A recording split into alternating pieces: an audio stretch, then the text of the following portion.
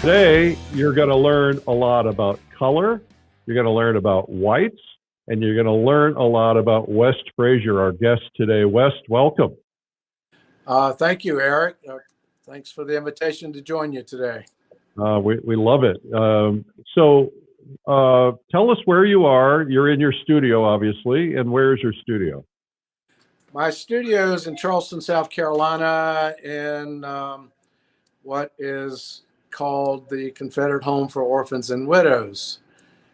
It's a very old building, and this is where I spend majority of my time. Social distancing came easy for me. Yeah, well, that's the life of an artist. It's like, what's changed, right? Exactly. Yeah, you also have a studio in Costa Rica, I understand. I do. My wife and I spend half a year there in Guanacaste on the Pacific West Coast. And I built the ideal studio there, a standalone building not far from our residence. And it's sort of like heaven. So nice. You'll have to come down and visit. I'll do that. And do you, when you're in Costa Rica, do you do a lot of plein air painting down there and paint that subject matter, or I'm just curious? Eric, I'm still doing some plein air painting, but not as much as I used to. Okay. I painted for 30 years, nothing but plein air. I know that. And now I'm using it more as a study tool to do more exhibition style paintings. And today I'll be talking about this painting behind me that is basically done as a study for a larger painting that I've just started laying in. Okay. And also, you said you're going to talk about color and some white. Tell us what you're going to talk about there.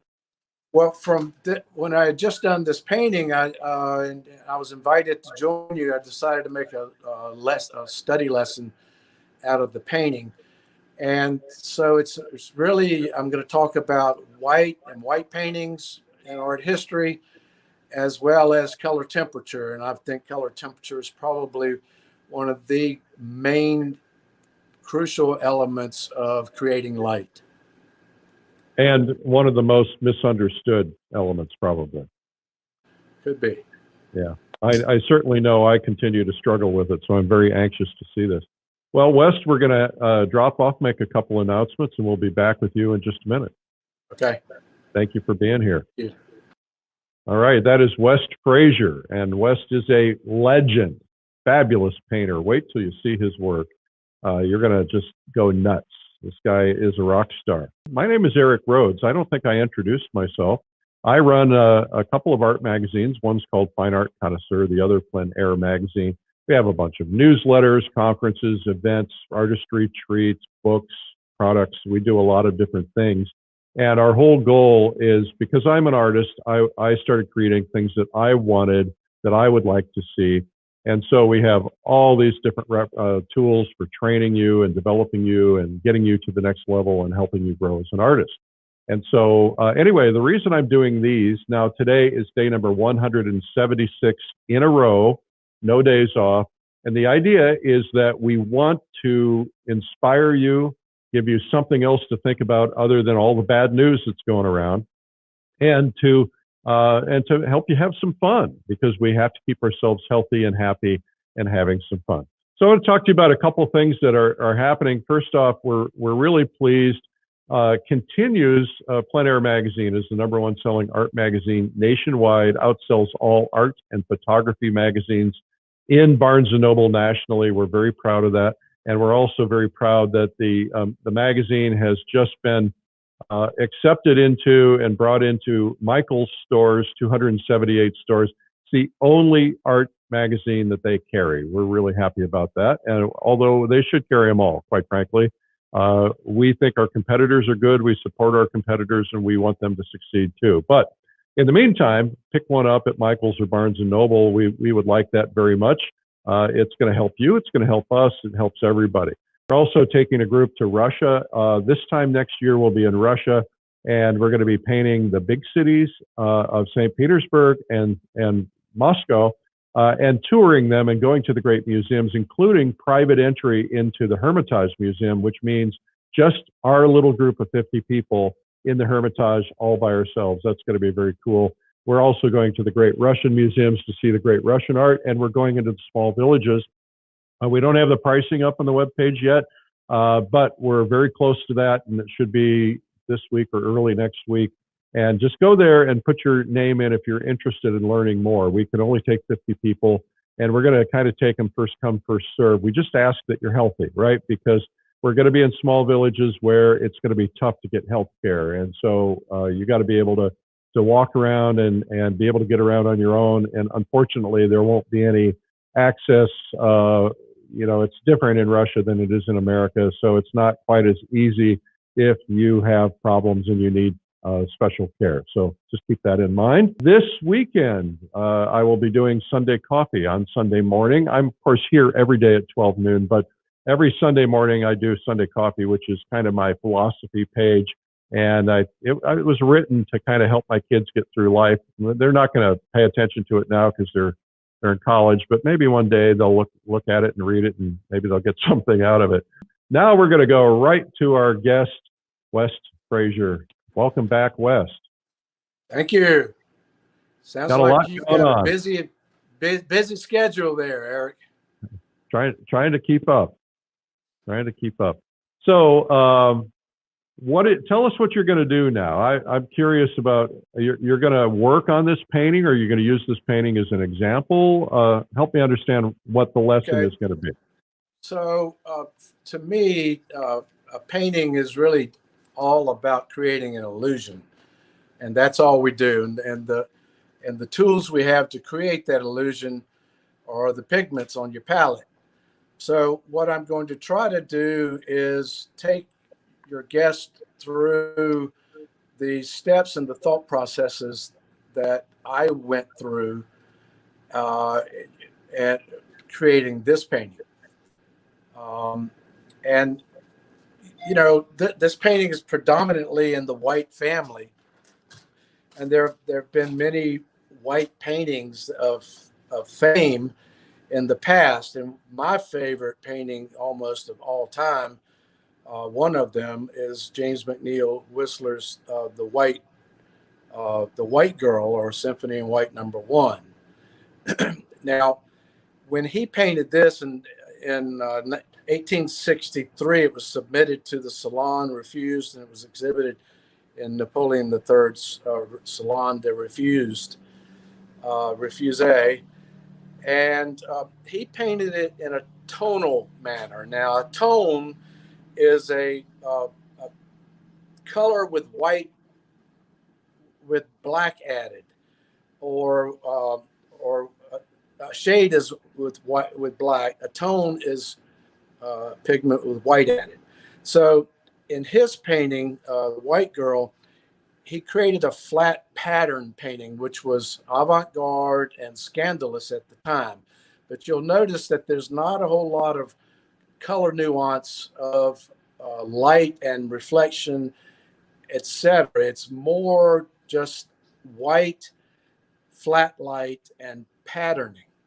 Now, that's very different from what Joaquin Sorolla did. And Joaquin Sorolla was born the same year that Whistler submitted this painting to the Salon. So that's the next slide, Eric. There are two Sorolla paintings. Which one do you want? The mother and child. All right. So in this painting in 1895, this was a transition period when artists had more color theory.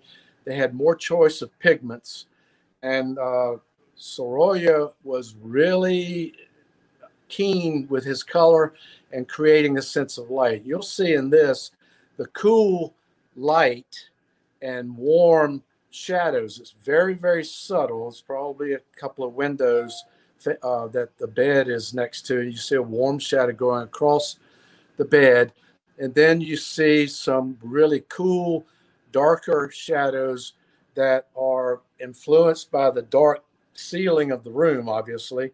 And then you'll see a gradation of warm over to cool on the far wall.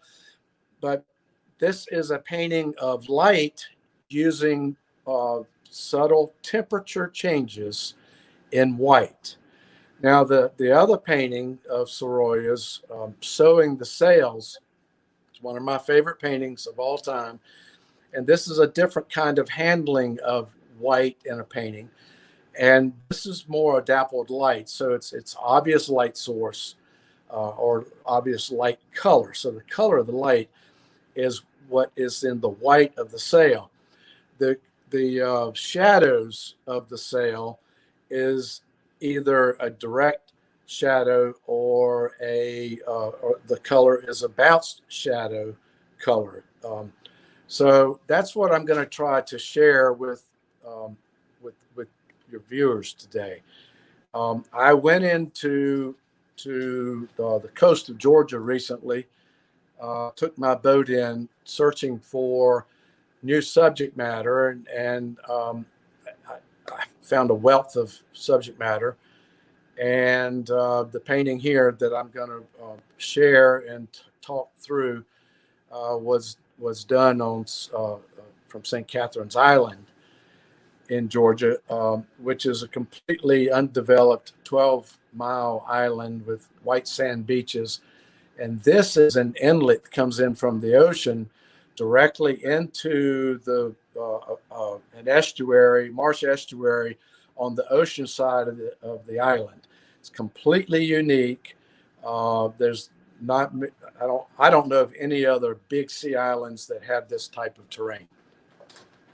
So if you'll go to slide 1, Eric, that shows my palette. So the warms and cools I've designated, and that's pretty obvious. I think people understand what that is. And I will say that if you add white to a color, it cools it off. But the game and the challenge and the problem solving is what I'm hoping to take you through. Let's show the next slide. Now, these are just the tools. So as I say, painting, making a painting is not unlike making music. It's only pleasing if you masterfully organize the chords, notes, and melody. And the palette you have of pigments is your keyboard and the only tools you have for composing a symphony. So the object called a painting is merely a perceived illusion, and you have to make the illusion believable. So I'm going to give you the tools. One of the tools is to remember that your greatest contrast is the complementary color. Everybody, all of your viewers know all about complementary colors. Let's go I to the wouldn't next assume slide. that. I would not assume that. I think it would be worth explaining. Okay, well, complementary color. The example here I have with the bar is blue and orange. And on a color wheel, you just take the exact opposite color. So yellow and purple, yellow, green, and red, violet, green and red, blue, green, and red, orange, etc. Those are your complements. And you mix them together and in certain proportions, then you get black. So an interesting note, orange and blue proportions are 2 to 3. So it takes 3 proportions of blue to 2 proportions of orange to make black. Yellow, it's 3 proportions of purple to 1 proportion of yellow to make black. And red and green are equal proportions. So you also use that when you're trying to develop a harmony in a painting. You have to consider, you know, oftentimes people make paintings that are way too dominant in intensity or color or something. So some of these tools I'm going to help you with, but to show how not to do that. But that's actually not the lesson today. The lesson today is about color temperature. So let's see the next slide. These are some things to consider as well. The very hottest color in pigments is orange, and the coolest is blue-green. The very brightest color hue is yellow, and the darkest is violet. Okay, so those are considerations. If you're working on a passage of form, if you can stay within that form by keeping analogous family colors. So from yellow to blue violet, that's analogous. But and from yellow to red violet, those are analogous. They're in the same family, where you don't quite go to the complement. And this also helps with if you're cooling or warming off a hue, you can, if you stay within close to those analogies, then you can cool off a color instead of making it muddy.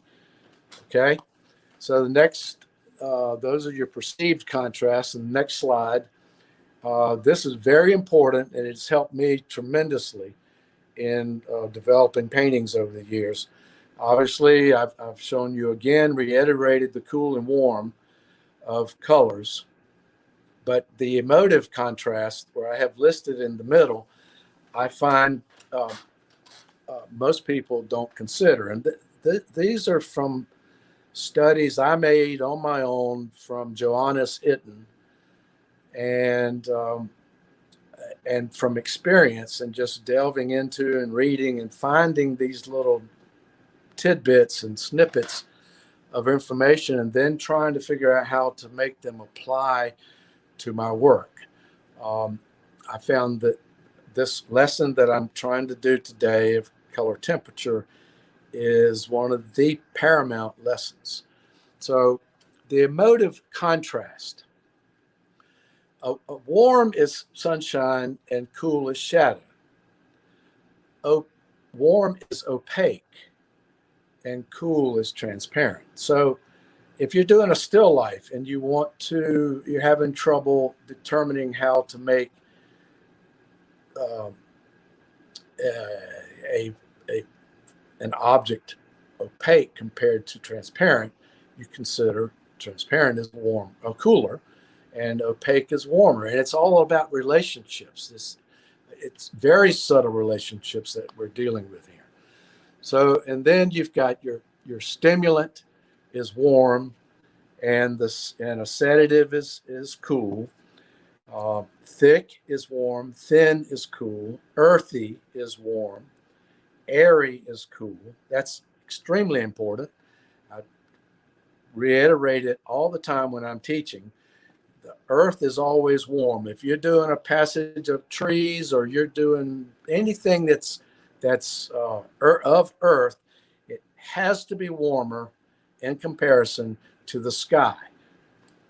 So near is warm when you're setting up your darks in the foreground and your warms in the foreground.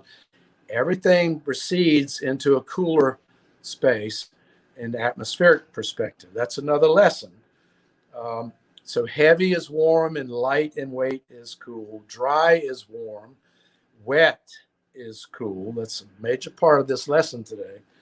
And then animate, again with earthy, animate is warm and inanimate is cool. So let that So sink what do you in. mean by stimulant and sedative? Well, these are emotive qualities that Johannes Itten and some other color scientists discovered. Some of these things, like stimulant and sedative, are really more relatable to, say, interior decorators or restaurateurs when they choose a color for their restaurant, okay? Or a doctor's office. If you don't want people to fall asleep in a doctor's office, you would use a warmer color. Or if you want people to be calm, sedative, you would use a cooler color. Understand that? So if you're trying to create a mood that makes people like chill out or relax when they watch it, then you're going for the cool side. I get it now. Correct. And sometimes it's applicable to a painting. I would think probably more so in an abstract painting, Um, but also, if you're dealing with a color theme in a realistic traditional painting, it can be considered as well. These are tools when you're trying to problem solve and you're struggling with why is this not working. You can refer to these types of things.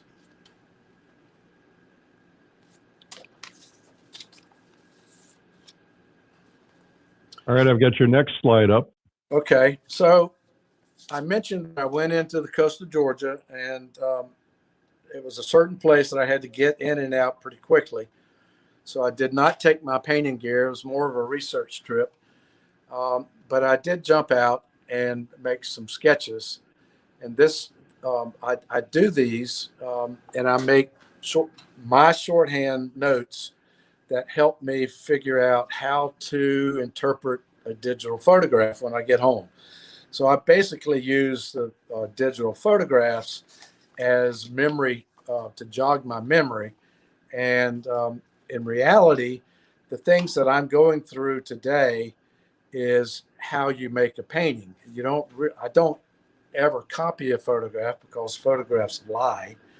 And from my experience over the years and years of painting plein air and observing, I've come to terms and understanding that using this, what Joe Paquette calls a prismatic approach, um, you can develop a painting, you can create form intellectually, almost more so than observational. So, purely observational would be trying to copy what you see exactly. And what I'm trying to convey today is that making a painting is more than just copying exactly, because that's more of the surface tension and surface look. What I'm trying to share is that what you really have to do is make the illusion that is believable. So, Can you just briefly tell us about what a couple of your notes, like a 2 gray, I assume that's a 2 value gray? yes, I'll do a less and more sign sometimes, and I'll do a percentage. It's almost too small for me, Eric, to see. But Okay, um, yeah, I show that the hot spot is reflected down at in the water line. You'll see it in the painting. The grays in the sky are, I believe I noted that they're like 10% darker than the shadow sand area. Notes like that and just comparisons and relationships. all right. It helps me interpret and remember what I saw. And like I said, the digital photograph just jogs the memory. All right, next Okay. slide. So this is the beginning block in. I have to admit, and I think it's important for students to realize that uh, you oftentimes have to scrape and start over again. So when I started the painting, I had the horizon way too high, and I just quickly scraped it all off, but actually it gave me a nice tone to work with. So this is blocking in, establishing the warm darks on the left and the tree line and the dark part of what will be the grass, and then the darks in the sand, as well as what the shapes of the grays and the cloud are going to be, a circular suggestion of where the hot spot's going to be, the temperature of the sky, values of the sky, etc. Okay. You can go to the next. So this is developing more of the values and the temperatures of the establishing the shadow and the sunlight. So the sunlight is that yellowish hot spot going right across from the center to the left, and also on what is a sandbar to the right, and so then I'm trying to deal with another important part of that was establishing the cool of the water. So going back again, um, and, um, it's the value of the cool in that water with the blue greens is very similar to the value of the sunlight where the sun is hitting. So Yeah, how so do you? that's confusing me because I would have looked at that blue green and said that's actually a very warm passage because it's got a lot of yellow in it. Right, because yellow green. Let's go to the next slide. Yeah, I used a combination of yellow green for the foreground where the sunlight is hitting the water, and right next to the sunlight hitting the sand. So you have to water has to be cool.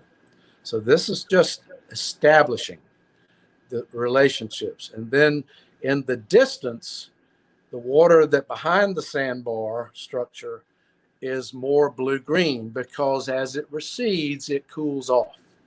Right. Do you Okay. see that relationship? It's hard to Yeah. see, but these are just intellectually things that you have to know, you have to consider, and you establish it, and then you can, noodle the painting and coax the colors in and out of the painting. Okay. Okay. And that was based on viridian and yellow, I believe, cadmium yellow light. So is that yellow green a cool or is it a warm? Yellow green is a cool, but it's warmer than any other cool. Okay. All right. So it's still in that cool family. And Right. water is cool compared to earth. Right. Earth is warm. So if you're trying to establish it was very important to establish the temperature and the color of that where the sun was hitting the sand. It's a major part of the painting where that sun is coming across. And so I had to early on establish this cool and warm relationship. Okay. Okay. Yep. So then the next slide is just developing more uh, of the painting and the values of the painting, the tones. I grayed out the sky more, keeping it cool. Everything is cool. It's first. I wanted that sunshine on the sand established so that I knew how to gauge things around it, and I'm still just laying in the groundwork that I can work into with brighter, lighter, more intense colors as I go. Okay. Next one.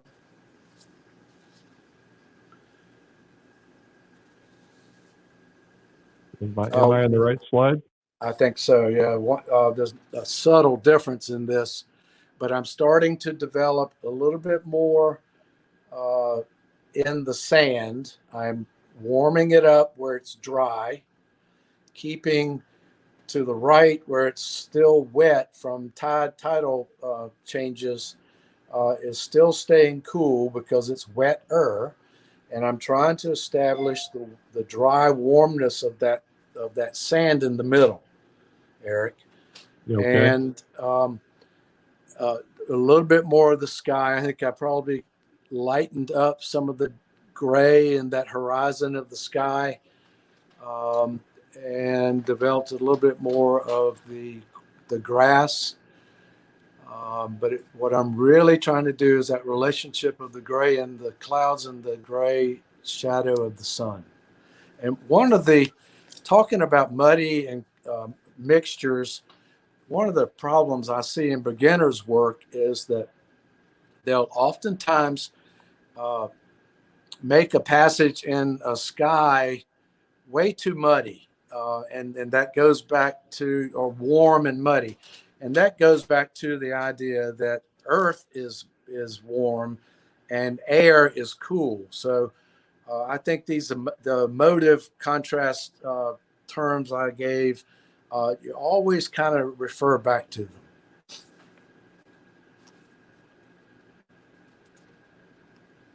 All right. I've got the next slide up. All right, so that shows what I have used so far.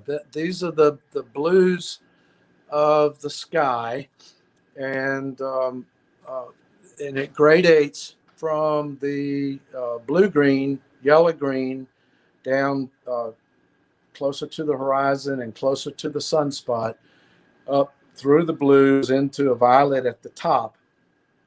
The bright yellow ochre, I mean the Naples yellow, there near the blues, that's the sand, and then the cooler white that's next to the Naples, that's the lights in the cloud. So you can see a subtle difference of that Naples and the light in the clouds. The light in the clouds is cooler. And then to the right, you see the differences in the sand, the shadow part of the sand, and then a little bit of the cooler part, which is more of the wet sand. And that's the relationship that I like to show. I'm going to go back to that other slide just so they Okay. can look at it now. Now you can see that gradation in the sky. Yep, You exactly. can see the variations in the sand. All right. Exactly. So now I'll go back there. I'll keep developing and moving that forward. And then, Okay, so this one continues. Now, one thing you have to be careful of is you don't want to go too white or light in value too fast, because painting is sculpting. You're sculpting the forms that you're creating with the pigment. So you want to be sure that you start with darker, warmer in the earth, darker, cooler in the sky, that you paint around. You can always cover it, but it's very difficult to go back into thick white paint. That's when people make things very muddy. So I'm continuing to develop the reflection of the water on the right, and keeping in mind the emotive relationships of the temperature in the clouds and the sand, and especially the sunlight hitting the sand and striking the land. That's a Naples and cadmium orange mix for the sand, and more intensity of the pigments in the grass and the trees. I typically, when sunlight is hitting a form, I typically make that color more intense and warmer. That's how I connote usually sunlight on forms. All right. So the shadow over the sand, you can't make it too dark because the whole landscape I'm in is completely filled with light. You've got light bouncing off of the clouds. You've got light in the foreground that you're staring into. You know, it's just light filled. So everything is full of light. It's just a difference in temperature. The direct sunlight hitting the forms is much warmer. The light from the bounce light from the sky and the clouds is cooler. So the sand that I'm using, the sand color that I'm using, I'm taking a violet and adding Naples and yellow ochre to take it into a gray, and adding a little bit of iridium or blue green to it that cools it off. And I'm still trying to establish what color it is up near that hot spot in the sand where the sun is striking the sand. So you don't want that too dark. It would look like a ledge if it was too dark going up to it. So that's a relationship you have to establish, and how that is relating to the sky grays before you really start finishing out the painting. Now, what I'm seeing there is, and maybe I'm not seeing it at all, but I think I'm seeing a movement from a yellow to a slight orange, which would be kind of moving through the spectrum. Is that like at the edge where the cool meets the light? It feels to me like it's a little orangier than the yellow there. Am I missing that? Or is that right? Eric, on the sand? Yeah. Yeah. Well, Where the hot spot is, where the hot spot meets the sand. right, where the sunlight hits the sand. Yes. Well, I probably adjusted it for value and intensity. And I remember I started off with more of a Naples and orange to lay it in to get started. So some of that orange, I like to layer things, and some of that more orange is underneath. It gives it some integrity. It gives it some weight. Uh, you'll see that throughout all of my paintings, Yeah. that there's always an undercurrent or an under painting of certain things. All right. Terrific. Okay. Next slide.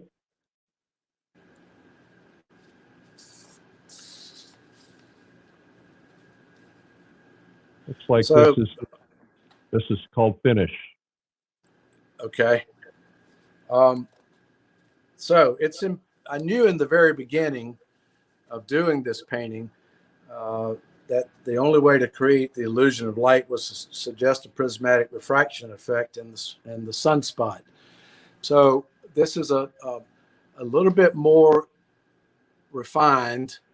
I think we missed a slide, but that's okay. Oh, well, let me go back to it. I have sunspot. This is number 13. Maybe Okay. we have. All right. Hold that one for a second. In Okay. the sunspot in the sky, you'll see that the sun is yellow. Now go to the next slide. You'll see how I turned the yellow. I took the complement, which is violet, and I mixed a violet white, and placed that on the yellow. So it's violet surrounded by yellow, and that is the way to get the highest contrast. Really. So you'll see that it's not a color necessary. It doesn't necessarily look yellow, but it is the highest, brightest point in the whole painting, which is what I'm trying to base everything off of. So, and then to get to the finish, I have to create the illusion of, in the blue part of the sky, it's influenced by the warm sun. So it goes I start placing in some yellow greens around the sun, and into, I think maybe in the next slide it'll show it, a little bit more adjustment of the color of the sky near the sun, and then it immediately goes away into the blue greens and the blues and then the violets, as well as in the water on the bottom right, picking up a little bit more of the color of the color in the clouds or the sunspot. Some in still water that's within the sand there, you'll see kind of a textural part of the sand, Mm-hmm. and that's still water, and it will have a direct reflection, whereas moving water of any kind diffuses the direct reflection just a little bit, even if it's still water. But the little pockets of water captured by the sand is absolutely still. So it's reflecting much more of that yellow green in the hot spot of the sky, and the violets and the etc. from that area is reflected down there in that passage of the water. And then you'll also notice on the left-hand side where the sand, the plane of the sand is not rising up out of the water, but it's flattening off and falling back away from the sun. And so there's passages in there that are still white, but they're much cooler because it's reflecting the sky above. It's much cooler than on the middle sand that on the right-hand side of that clump of grass, it's much warmer because it is picking up the light Mm, reflected from the heat of the clouds in the distance. mm. Wow. I'm overwhelmed. I thought I knew something about painting. I know nothing. Well, I'm You, not sure you, it's profound, but it is profound and it's incredible. Just, you need a whole lifetime to figure this out. exactly, Yeah, exactly, you do. And but maybe I'll jumpstart some people's curiosity with these lessons. absolutely. All right. Next slide.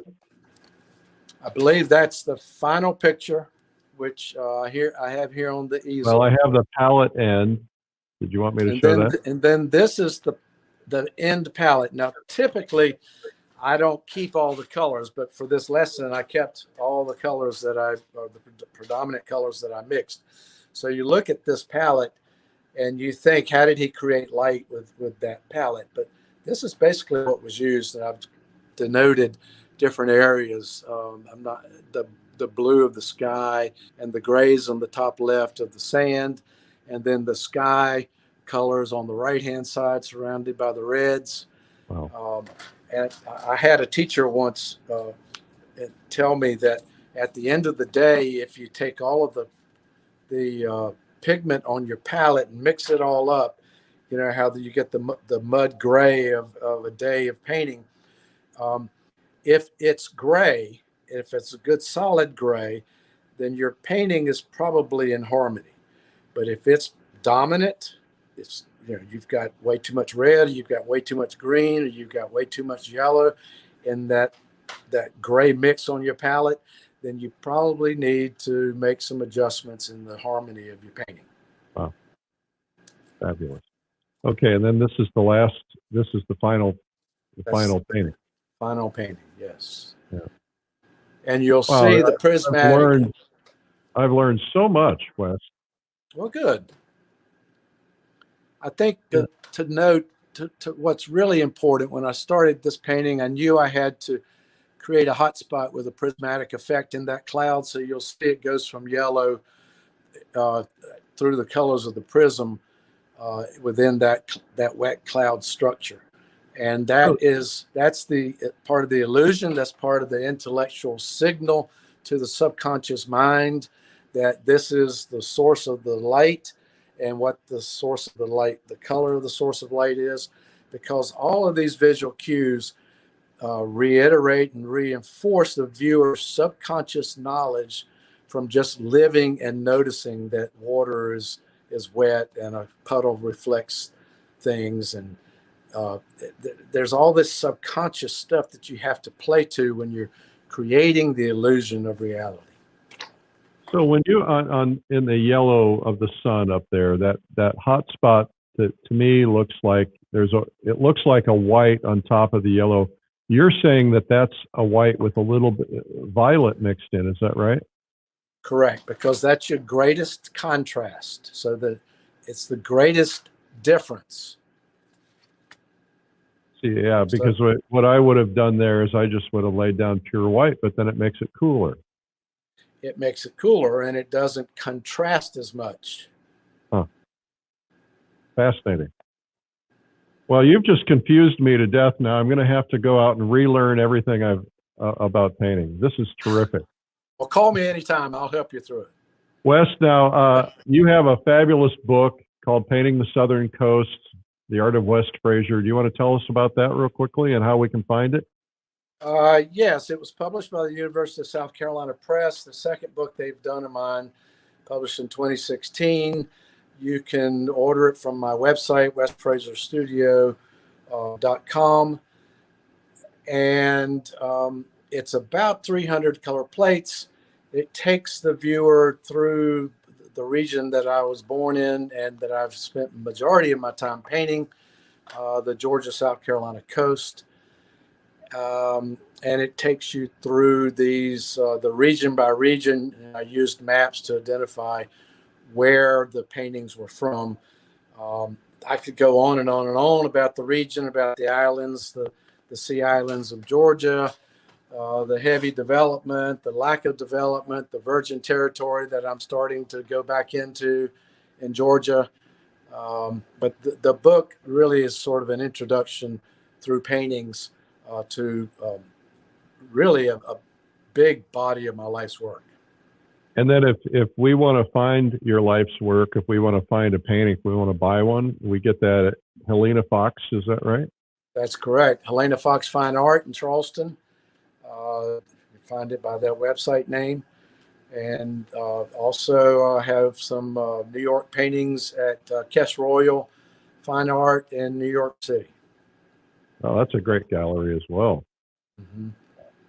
Well, you know, if Lou Salerno is putting you in his gallery, that means you're a master extraordinaire. Well, I was very honored that he accepted me as a living artist, and except for COVID, I would have more paintings. But Eric, I started doing some New York urban paintings and became fascinated by the electronic billboards, and it gives me fun and pleasure creating the sense of man-made light through the color theory knowledge that I have. And so they're really pretty exciting paintings. You'll have to go look at them on his website. All right. Well, Wes, this has been absolutely fabulous. What amazes me after talking to different artists every day is that I learn something new almost every day. And today you completely blew me away. I mean, there's so much new information that I had never heard before. And I'm just really re-energized and excited. I want to go out and try this. I made screenshots of your color wheels and the ideas behind them because I think that's fabulous. I had never heard some of the things you talked about, like the cools for the puddles and so on. So the wet. Well, Eric, you'll have to come. I'm teaching a class at the Lime Academy, American Academy of Landscape Painting, in just this color theory. So you'll have to maybe come join us. Well, that'd be great. That's the academy Don Demers is heading up, and it's a fabulous academy and probably the best way in the world to learn how to paint because it's got all the best instructors. So congratulations on that. It's good to see you, and hopefully I'll get a chance to study under you at the Lime Academy. That would be terrific. And also maybe I'll come visit you in Costa Rica sometime. That's where we'll get a lot of work done if you come visit. Yeah, I'll bet we will. Yeah. I better not bring Mrs. Rhodes because if I'm painting the whole time, she won't want me to. She'll want to do a little sightseeing, I'm guessing. Well, but maybe Helena Helena can take her around.